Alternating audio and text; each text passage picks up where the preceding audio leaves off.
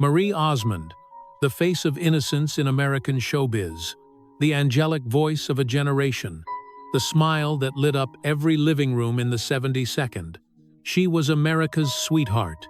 But what no one saw was the pain behind that smile. She was adored by millions, yet abandoned by her own childhood. Forced to perform from the time she could walk, praised when she smiled, ignored when she cried, and as life unfolded, it only took more from her.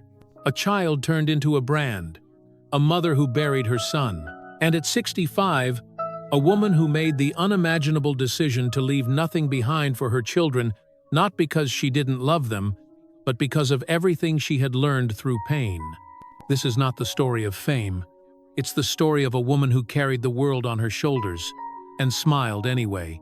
Marie Osmond wasn't just born into a big family, she was born into obligation. At just 3 years old, while other little girls clutched teddy bears, Marie was handed a microphone. Childhood wasn't something she outgrew. It was something stolen from her before she ever had the chance to live it. She wasn't raised, she was rehearsed. The only girl among 9 siblings, Marie became the crown jewel of the Osmond brand.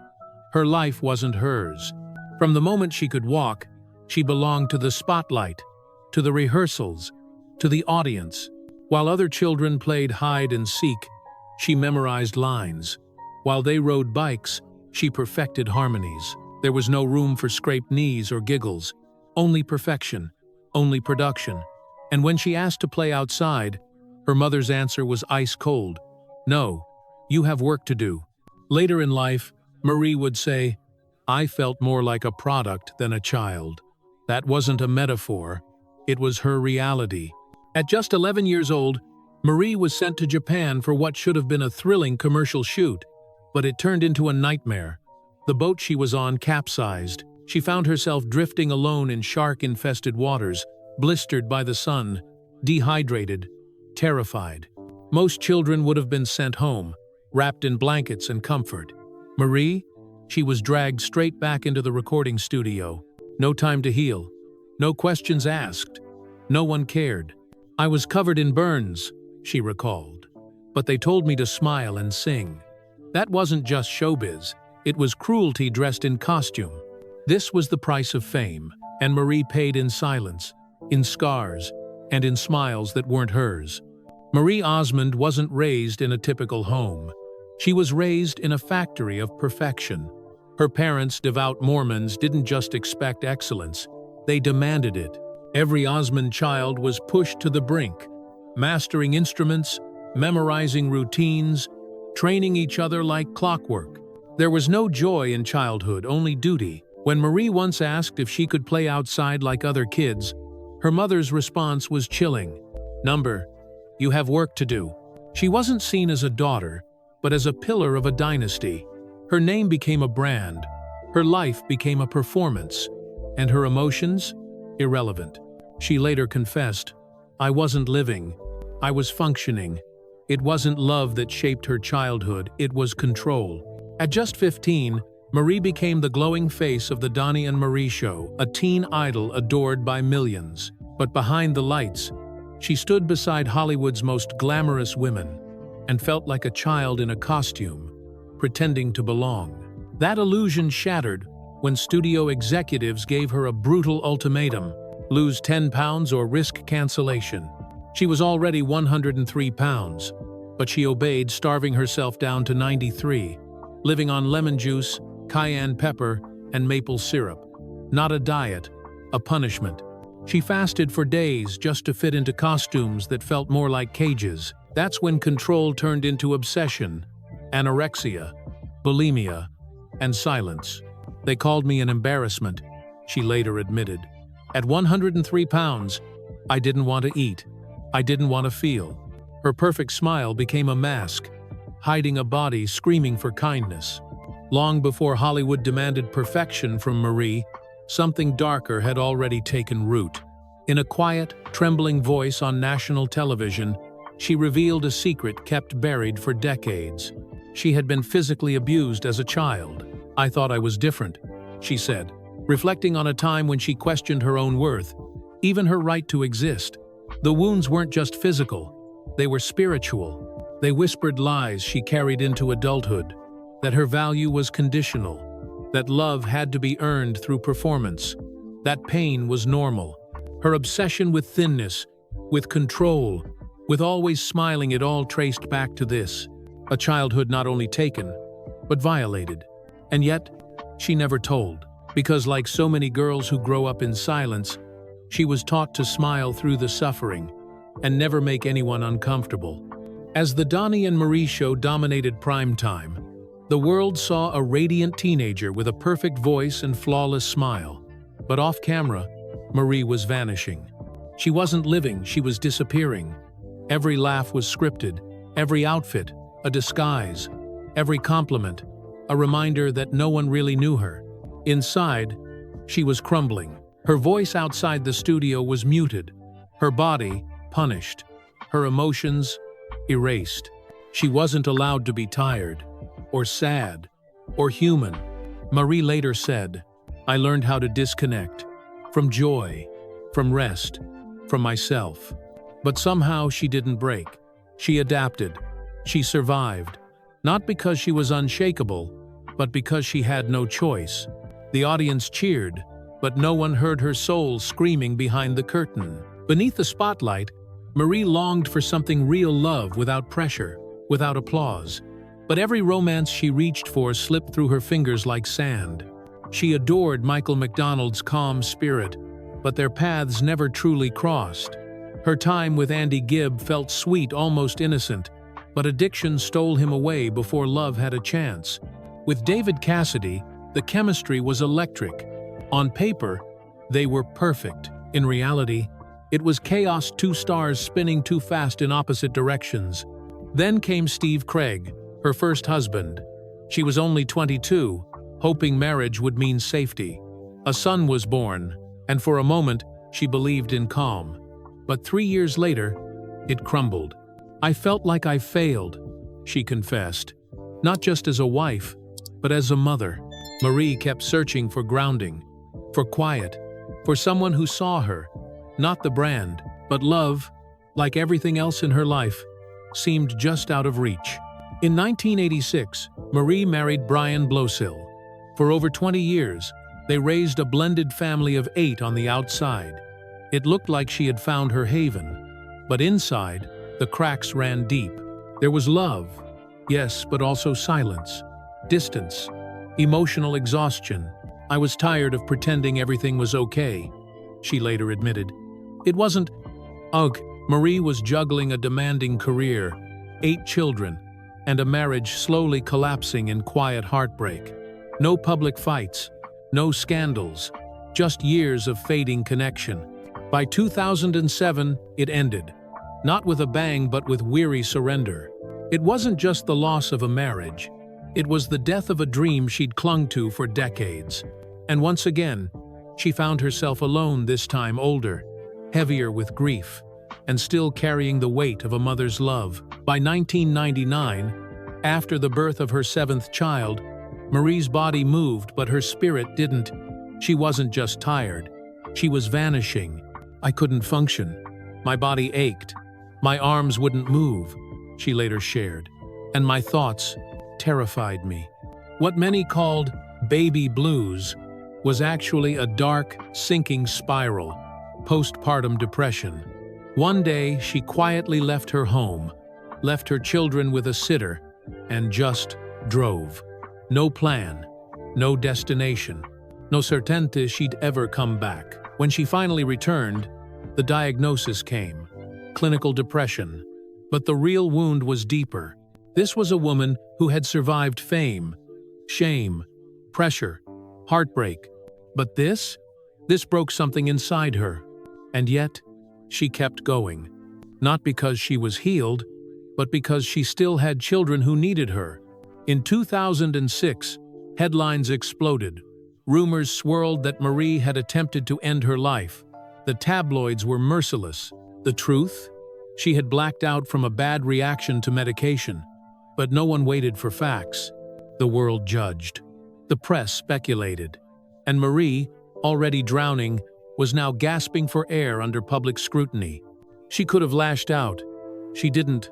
Instead, she stood up and spoke for the mothers too, ashamed to ask for help, for the women who cried in silence behind locked doors. Even as she collapsed live on Dancing with the Stars just a year later, fainting after a samba, she managed to smile through it. "I guess I samba'd myself into the floor," she joked. But it wasn't funny. Not really. It was a mirror of how far she was pushing herself, of how much pain she was still hiding. Because sometimes, the bravest thing a woman can do is show up when her soul is breaking. Through all the cracks in her life, Marie held on to one identity with fierce devotion: mother. No matter how broken she felt, she kept showing up for them. 8 children, 8 reasons to keep breathing, to keep trying. But even that love would be pushed to the edge. In interviews, she called motherhood the hardest, most sacred role. It didn't protect her from depression, it made her fight harder through it. Her journey wasn't about holding it together. It was about surviving the moments she couldn't.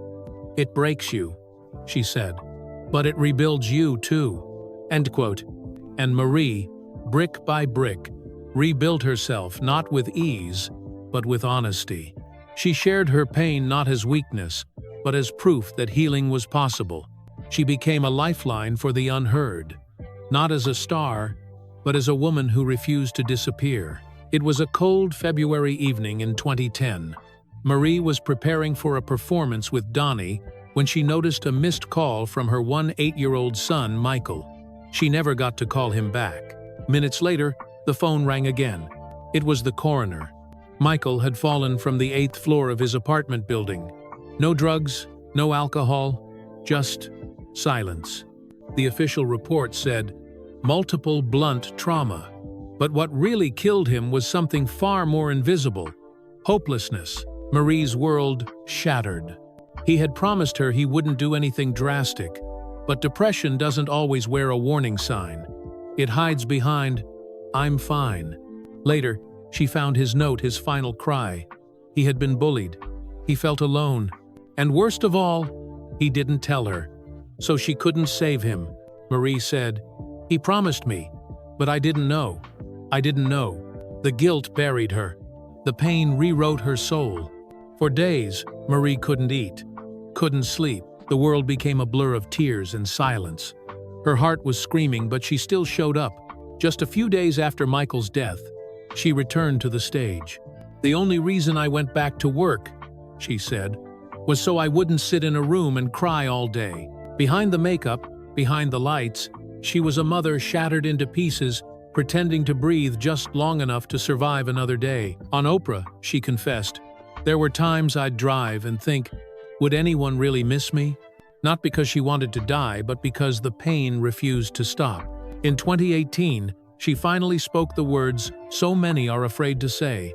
It wasn't about dying, it was about ending the pain. It's a truth too many mothers carry. A truth Marie chose to speak, so no one else would suffer alone in the dark. Michael's death didn't just wound Marie, it marked her. Every corner of her home became a quiet memorial. Every song, a whisper of his absence. But through the agony, Marie made a choice. She would speak, not for pity, but for purpose. She began sharing Michael's story on talk shows, in interviews, in silence-breaking moments that rippled across grieving hearts everywhere. Her voice, once known for melodies, now carried the weight of warning. She begged parents to look closer, to listen harder, to ask twice. In 2022, during a Vegas show, she dedicated a song to him. Her voice cracked mid-note. The audience rose in silence. It wasn't a concert, it was a vigil. On the 13th anniversary of his death, she wrote, "Not a day goes by that I don't think of him. Grief doesn't disappear. You just learn to carry it differently." Through her pain, Marie became more than a mother in mourning. She became a beacon for the broken. Just when it seemed her heart couldn't hold more loss, it did. Again and again. In 2004, Marie lost her mother, Olive, the woman who had been her anchor in every storm. "She was my compass," Marie whispered. And when she was gone, Marie felt adrift, like a child again. 3 years later, her father passed. Then, in 2018, a grandchild. The details remained private, but Marie's eyes said what words couldn't, and in 2022, her daughter Jessica's husband was killed senseless street violence, stealing away a young life and leaving Marie watching her own child collapse under grief. As if that wasn't enough, her brother Verl suffered a devastating stroke. And in early 2025, the final blow, Wayne, her beloved brother, died. He had been her partner on stage, her protector off it, his laughter, her safe place. Now, gone. Each loss carved deeper into her soul. Each goodbye, a reminder. The spotlight fades, but grief never does. Loss after loss could have broken Marie for good. No one would have blamed her for disappearing. But she didn't. She kept showing up, not for the fame, not for applause, but because it was her way to survive.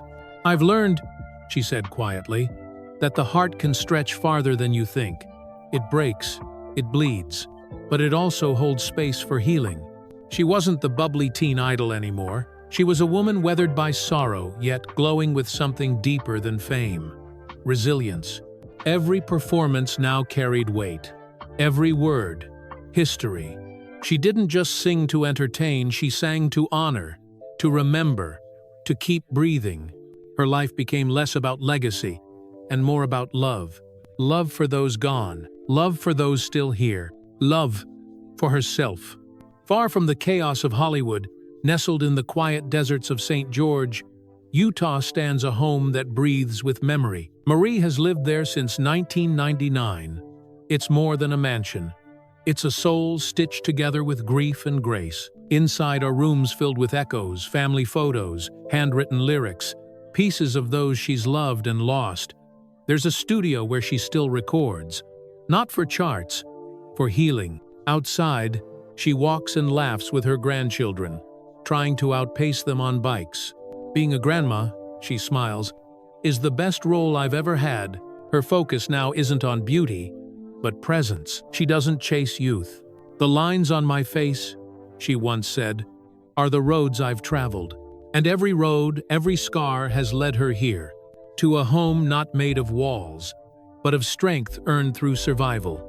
In 2011, something quietly beautiful happened. Marie remarried Steve Craig, the man she divorced nearly 3 decades earlier. It wasn't a fairy tale. It was something deeper. After years of heartbreak, they had grown into different people, wiser, gentler, tired of pretending, ready for peace.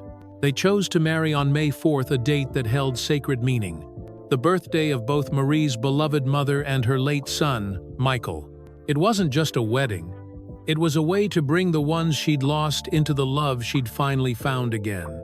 This time, no big spotlight, no need for approval, just 2 people, walking back into each other's lives, carrying everything they'd lived through. "We don't need the world to validate us anymore," Marie said. "We just want peace." And we found it. In 2023, Marie made headlines not for a new song, not for a scandal, but for a choice that stunned the world. She announced she wouldn't leave her $20 million fortune to her children. "I'm not passing on my wealth," she said firmly. "I love my kids too much to make them weak." The backlash was instant. Some called her heartless, others didn't understand. But Marie stood her ground. She had seen what happens when children are handed everything, how it crushes purpose, kills drive, steals meaning. She wanted more for hers. Not money, but strength, self-worth, the kind you earn. She wasn't abandoning them. She was loving them in the hardest, bravest way she knew how. Because no one understands the value of struggle like someone who survived it. After everything, fame, grief, survival, what's left of Marie Osmond? Not a perfect woman, not a fading celebrity, but a soul who has risen from wreckage again and again. She still steps onto stages not for glory, but because music is her heartbeat. She still gives interviews not for spotlight, but in hopes her story helps someone else hold on.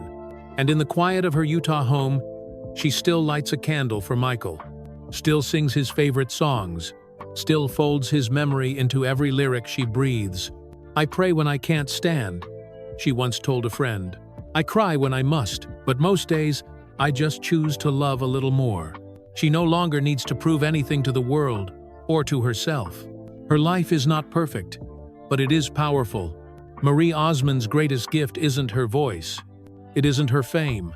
It's how she lives scarred, soft, unshakable. She's not remembered just for melodies, but for the truth beneath them. For showing the world that even stars break, that even mothers fall apart and still rise. Her legacy isn't a fortune, it's the strength to keep going after everything has been taken. In every tear she's shed, someone else has found comfort. In every truth she's shared, someone else has found their voice. And in every song she still dares to sing, someone grieving feels less alone. Because Marie Osmond doesn't just survive. She endures with grace, with love, with fire that refuses to go out. Even now, long after the spotlight has faded, Marie keeps one ritual alive. She lights a candle for Michael. She sings his favorite songs, not for an audience, but for the silence between them. In that quiet, she folds every memory, every ache, into a kind of love that never dies. She doesn't perform to forget. She performs to remember. Not every day is easy. Some days, grief tightens around her like a fist. But still she gets up. She prays. She laughs with her grandchildren. She sings through the cracks in her voice. She doesn't pretend the pain is gone. She just refuses to let it steal her light. Because in Marie's world, love never leaves. It just changes shape. Marie Osmond's story doesn't end with applause. It ends with something stronger choice. She chose to survive when it would have been easier to disappear. She chose to speak when silence was safer. She chose love over bitterness, over wealth, over escape. Hers is not a tale of fairy tale endings. It's the kind where the hero walks through fire and keeps walking. She has buried a child, outlived siblings, stood through betrayal, fame, shame, and unimaginable sorrow. And still she smiles. Not the smile of a girl on television, but the smile of a woman who has lost everything and still dares to live fully. That is her legacy. Not a voice, not a fortune, but a fire that could not be extinguished. She stayed. She endured. And in doing so, she became unforgettable.